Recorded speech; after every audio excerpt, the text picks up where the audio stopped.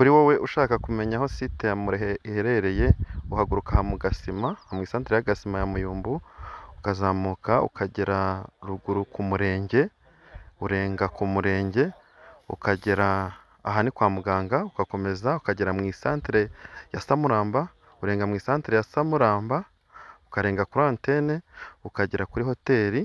iri mu ishyamba, ukagera kuri urwo rusengero rwa Eyari, iyo ugeze ku rusengero rwa Eyari, hari agahanda ka mbere kagana ku rusengero rwa Eyari kari icyo cyapa, urakarenga ukajya ku ka kabiri, akaba ari ko utambikiraho,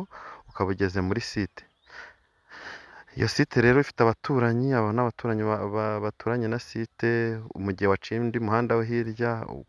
hari n'ayo mazu ari ruguru ya site,